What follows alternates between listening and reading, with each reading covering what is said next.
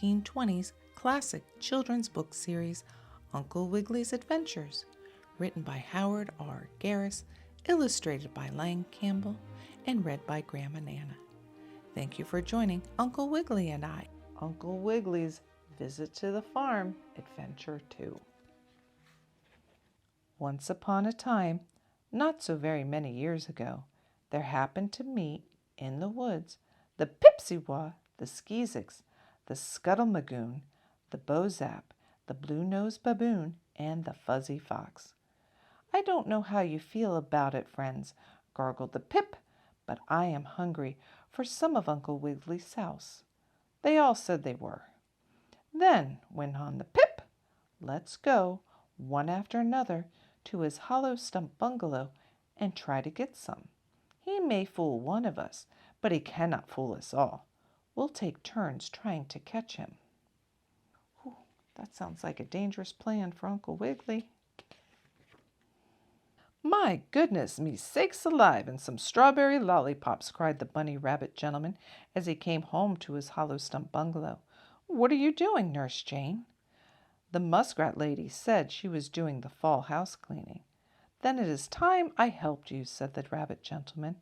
"It is not right that I should be off having fun, looking for adventures, while you work here at home. I'll get on my old clothes and help you. I have no adventures today. Now I may get one or two." Nurse Jane said it was very kind of Uncle Wiggily to wish to help her. So after he put on some old clothes, he began to sweep.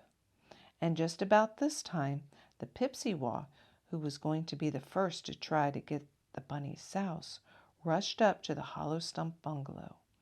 "Now I've got you!" cried the Pip to Uncle Wiggily, but the brave rabbit gentleman with the broom swept such a cloud of dust in the Pip's eyes that the bad chap sneezed a back somersault and had to run. "Are you all right, Uncle Wiggily?" asked Nurse Jane as she heard the noise. "Yes, I drove the Pip away. He didn't get my souse," answered the rabbit.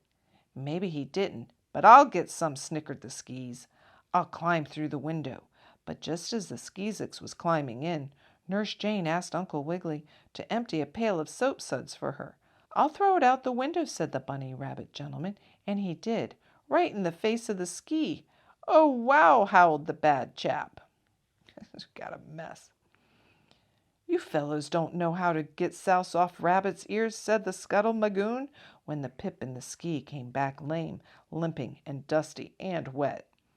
"You watch me catch Uncle Wiggily. He is going to beat a rug, and when he isn't looking, I'll run up behind him and grab him."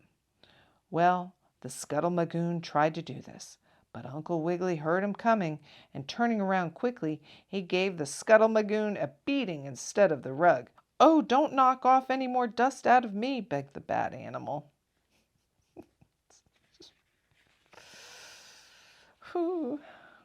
Uncle Wiggily beat the Skuddlemagoon so hard that the bad creature was glad enough to run away. "What do you want me to do next to help you, Nurse Jane?" asked the rabbit gentleman. "You might cut a little wood for the fire so I can get supper," answered the muskrat lady. So Uncle Wiggily took the axe and began to chop a stick. But just as he gave a hard cut, the Boozap rushed up to try for some souse, and the end of the stick flew over and hit him on the nose. "Woe is me!" howled the Boozap.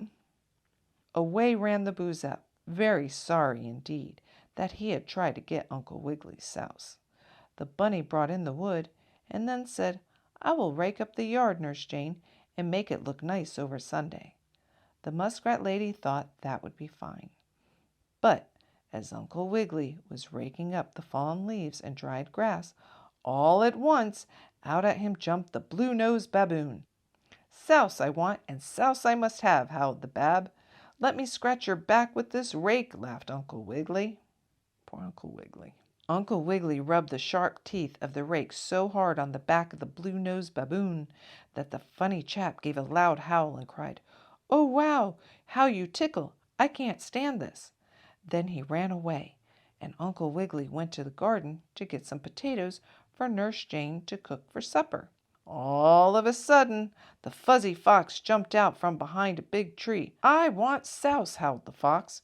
"Try a potato instead," answered Uncle Wiggily, and he threw them at the fox, making him run. The fox ran back to the woods where the other bad animals were waiting. "Did you get some souse?" they asked. "No," barked the fox. "Uncle Wiggily is too smart for one of us at a time. We must all rush him together." That sounds like a better plan.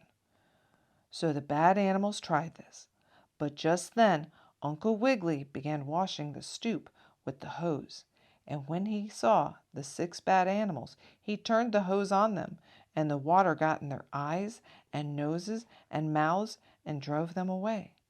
So Uncle Wiggily's souse was saved. Well, hooray for that. We don't want Uncle Wiggily to lose his souse.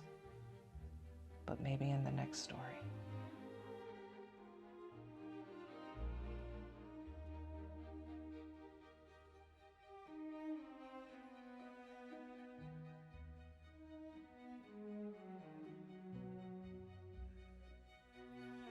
Uncle Wiggily's Visit to the Farm, Adventure 3.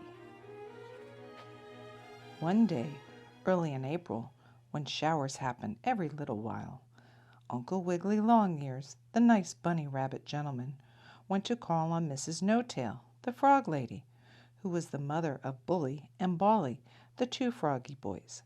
But he had his umbrella, and his new spring suit did not get wet.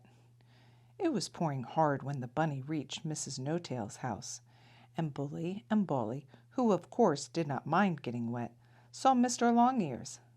"Let's play a joke on him," croaked Bully. "Let's play a nice joke on Uncle Wiggily." But it's not going to be a nice joke. "What kind of joke shall we play on Uncle Wiggily?" asked Bawly of his frog brother, as the rabbit gentleman put down his umbrella and went in the house. "Oh, we'll cut up a lot of holes in his umbrella, then furl it up," croaked Bully. "Then when he goes home from here and opens his umbrella in a shower, which is sure to come, he'll get all wet. Won't that be funny?" Then he and his brother took the bread knife and, going out in the hall where their mother and Uncle Wiggily could not see them, cut the umbrella. After a nice visit with Mrs. No-Tail and having had a cup of tea, Uncle Wiggily said, "I have not had an adventure yet today." Then he went out into the hall and picked up an umbrella. Bully and Bawly could hardly keep from laughing. "Wait until it showers and he opens that umbrella," whispered Bully.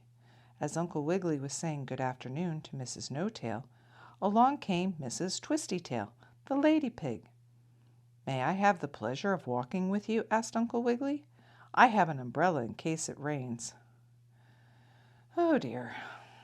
As Uncle Wiggily walked along with Mrs. Twistytail, the pig lady, he carried his umbrella, furled like a sail of a boat, under his paw.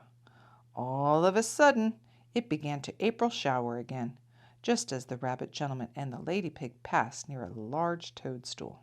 "Oh, let's get under that, and you will not have to raise your umbrella," said Mrs. Twistytail, and they were soon sheltered from the storm.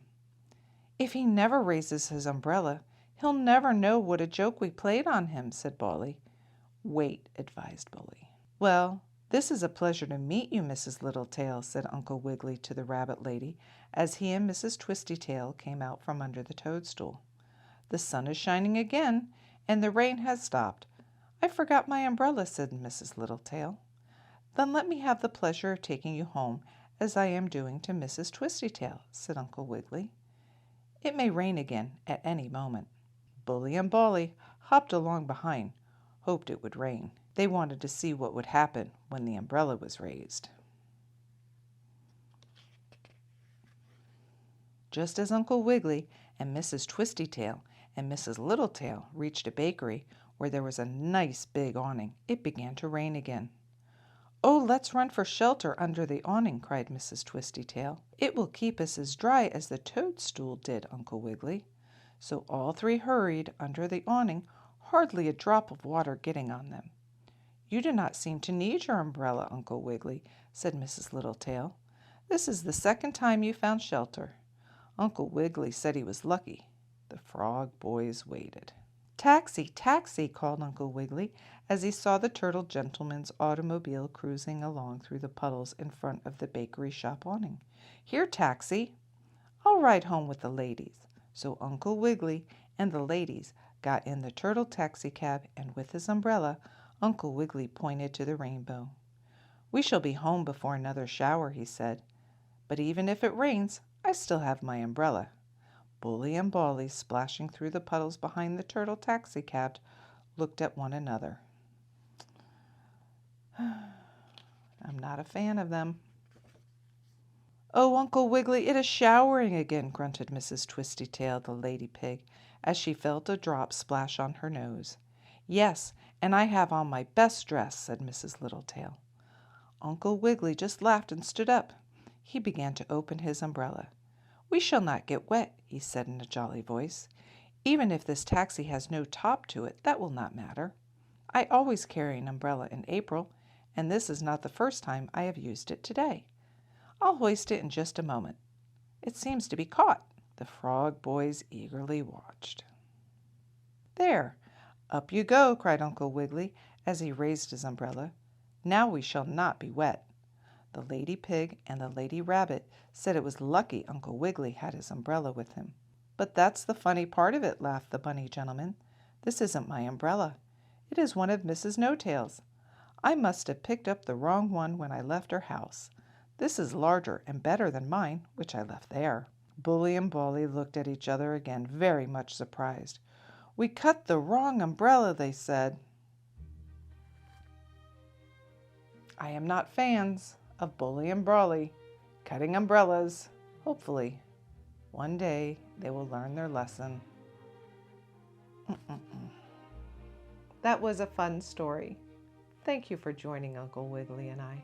I see you, I love you, and I will miss you until I see you again. All of a sudden. And then I'll take a break because I need to eat something so my tum-tum stops rumbling. Okay, let's try that again. Now I've got you, cried the pip. Now I've got... Let the bad chap sneeze back up, and the tummy, and the pips. Oh, don't knock off any more dust out of me, begged the bad animal.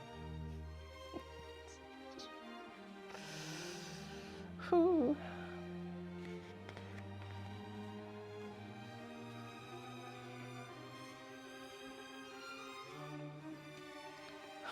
Poor Uncle Wiggily.